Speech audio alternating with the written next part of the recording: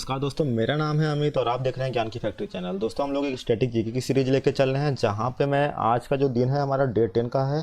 आज मैं आपको पढ़ाने वाला हूं नोबेल प्राइज़ से रिलेटेड इंपॉर्टेंट पॉइंट और जो भारत के नोबेल प्राइज़ पुरस्कार के विजेता हैं उनके बारे में बताऊँगा। इस जो पीडीएफ होगा इसका आपको टेलीग्राम के चैनल पे मिल जाएगा, तो टेलीग्राम का जो लिंक है मैं डिस्क्रिप्शन में डाल दूंगा, आप जाकर वहाँ से चेकआउट कर सकते हैं। और ये जो वीडियो है आप इसको पूरा भी देखिएगा, क्योंकि आपके जो आने वाला एसएससी का एग्ज़ाम है, एनटीपीसी का सीबीटी 2 होने वाला है, यूपी का एसआई होने वाला है, रेलवे का ग्रुप डी और यूपी का जो पेट का क्वालिफाई एग्ज़ाम होने वाला है। और इससे रिलेटेड जितने भी जहाँ पे भी स्टैटिक जीके आता है वहाँ पे ये वीडियो आपके लिए बहुत ही हेल्पफुल होगी, तो आप इस वीडियो को पूरा देखिएगा और अपनी प्रतिक्रिया कमेंट बॉक्स में जरूर दीजिएगा आपको ये वीडियो कैसा लगा। चलिए मैं आपको बता दूं कि मैंने 9 वीडियो डाल रखे हैं, तो आप इन सब वीडियो को जाकर देख सकते हैं। तो यहाँ तक मैंने वीडियो डाल रखा है, बाकी जो भी आप यहाँ पे स्क्रीन पर देख रहे होंगे ये सब वीडियो आपको आने वाले दिनों में मिल जाएंगे। चलिए हम अपने टॉपिक की तरफ आते हैं और ज़्यादा समय न गवाते हुए अपने टॉपिक की तरफ बढ़ते हैं।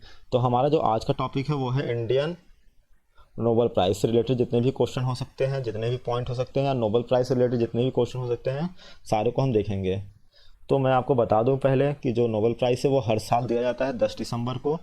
तो नोबेल प्राइज़ की जो शुरुआत है वो की गई थी अल्फ्रेड नोबेल के नाम पे, और ये उनकी एक इच्छा थी कि हमारे मरने के बाद नोबेल प्राइज़ दिया जाए लोगों को। तो ये नोबेल प्राइज़ स्वीडिश के ये रहने वाले थे अल्फ्रेड नोबेल, और इन्होंने डायनामाइट की खोज की थी। तो ये आप इतना पॉइंट इस चीज़ से याद रखेंगे।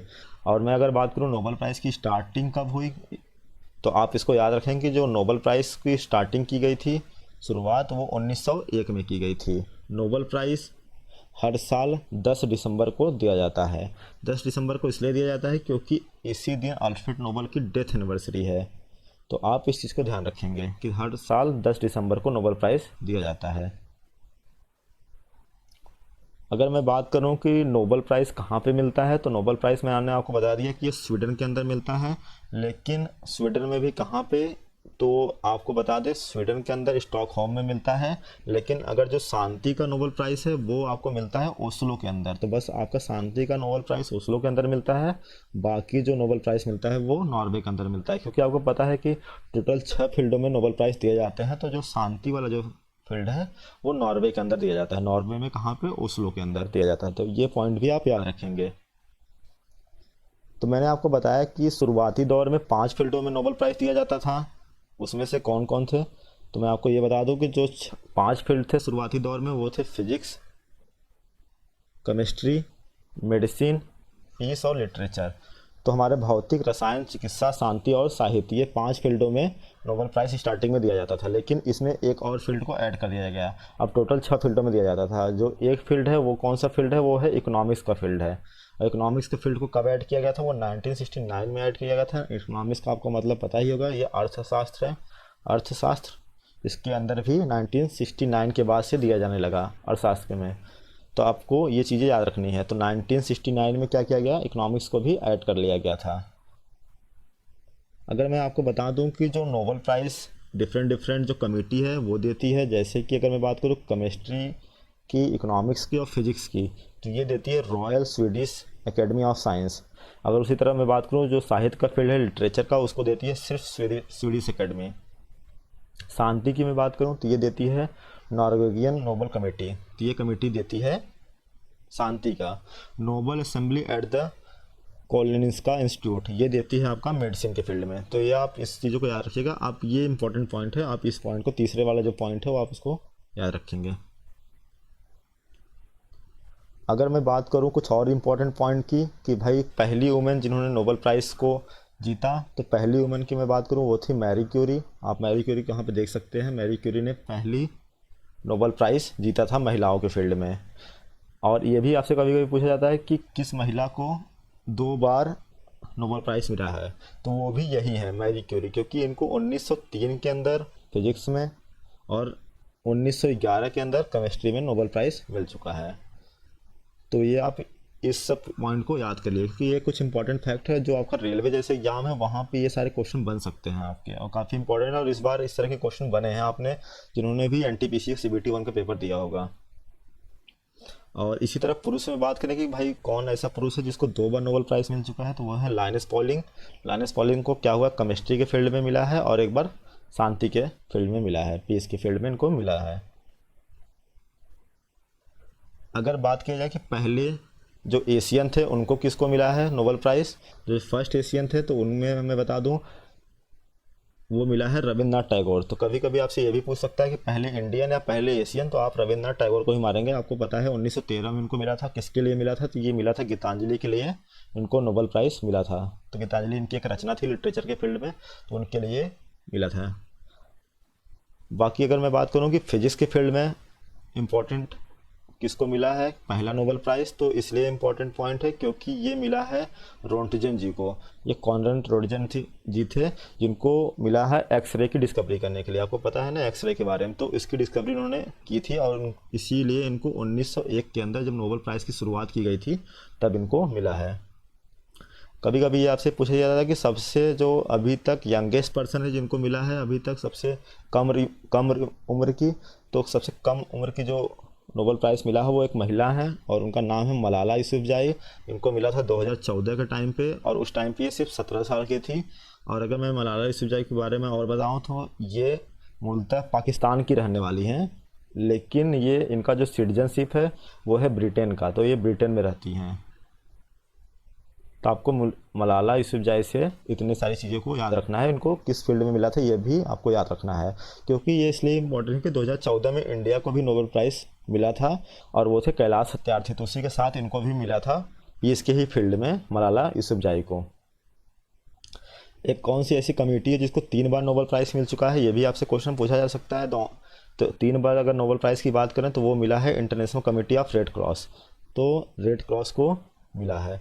मैं आपसे ये पूछना चाहता हूँ कि इसका जो हेडक्वार्टर है international committee of red cross का वो कहाँ पे है। अगर आपको इसका आंसर पता है तो आप क्या करिएगा कि कमेंट बॉक्स में आप इस चीज़ को बताएंगे कि लिख के कि इससे रिलेटेड जो भी फैक्ट हैं आप बताएंगे कि रेड क्रॉस का हेडक्वार्टर कहाँ पे है।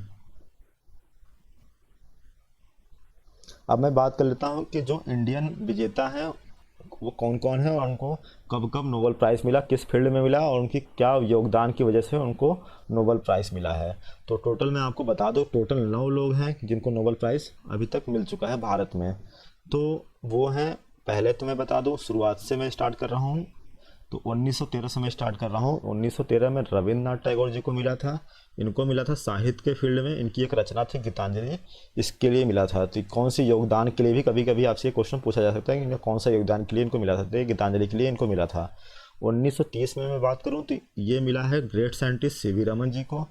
इन्होंने क्या किया था, फिजिक्स के फील्ड में बहुत ही अच्छा काम किया था। इन्होंने स्कैटरिंग ऑफ लाइट, जो आपका प्रकाश का बिखराव है, उसके ऊपर इन्होंने काम किया था। इसी के कारण स्कैटरिंग ऑफ लाइट, अगर आप इंजीनियरिंग फील्ड या फिजिक्स से आप जुड़े होंगे तो आपको पता होगा स्कैटरिंग ऑफ लाइट क्या होती है, और इसी को हम क्या बोलते हैं, रमन इफेक्ट बोलते हैं, रमन इफेक्ट। तो इन्होंने इसकी बारे में बताया था, इसलिए क्या हुआ था, सीवी रमन को नोबेल प्राइज़ दिया गया था। 1968 में बात करें, 1938 के बाद 1968 में मिलता है, ये मिलता है हरगोविंद खुराना जी को। ये मिलता है मेडिसिन के फील्ड में। अभी तक मेडिसिन के फील्ड में सिर्फ इकलौता बार ये मिला है हरगोविंद खुराना के, इसलिए ये पॉइंट इंपॉर्टेंट है। इन्होंने क्या किया था कि जेनेटिक कोड और जो प्रोटीन सिंथेसिस होता है इसके फंक्शंस को लेकर बताया था।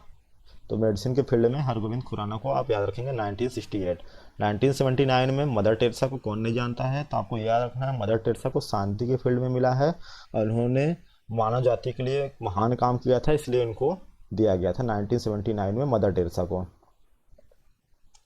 1983 में मैं बात करूं, वो मिला है एस चंद्रशेखर को।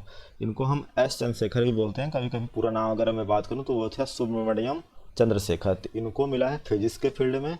इन्होंने क्या किया था, तारों को लेकर जो उनका संरचना होती है, स्ट्रक्चर, उसके बारे में इन्होंने बताया था। 1998 में बताऊं, एक ऐसा दौर था जिसमें पहली बार हमको इकोनॉमिक्स में मिल रहा था, जो अर्थशास्त्र है हमारा, अमर्त्य सेन जी को मिला था। इन्होंने क्या किया था, इकोनॉमिक्स में बहुत ही अच्छा काम किया था, तो इसलिए इनको दिया गया था, वेलफेयर इकोनॉमिक्स के लिए दिया गया था। 2009 की मैं बात करूं, 2009 में पहली बार केमिस्ट्री के फील्ड में हमको नोबेल प्राइज़ मिला। ये मिला था रामकृष्णन जी को, वी रामकृष्णन जी को। इन्होंने राइबोसोम के ऊपर स्टडी की थी, तो इसलिए इनको मिला था। तो राइबोसोम आपको पता होगा, जो हमारा न्यूक्लियस होता है कोई भी लिविंग सेल का, उसके अंदर प्रेजेंट होता है राइबोसोम। 2014 की मैं बात करूं, 2014 में जिस टाइम पे मलाला यूसुफजई, जो कि सबसे यंगेस्ट अभी तक की विनर वो हैं, तो इनको भी मिला था कैलाश सत्यार्थी। तो कैलाश सत्यार्थी जी को मिला था, तो कैलाश सत्यार्थी जी को पीस में मिला था। इनको इसलिए मिला था क्योंकि इन्होंने एजुकेशन के फील्ड में काफ़ी अच्छा काम किया था। तो चिल्ड्रन को एजुकेशन के फील्ड में इन्होंने अच्छा काम किया था, इसलिए इनको मिला था। 2019 की मैं बात करूँ, अभी हाल ही में 2 साल पहले की मैं बात कर रहा हूँ, अभिजीत बनर्जी जी को मिला है।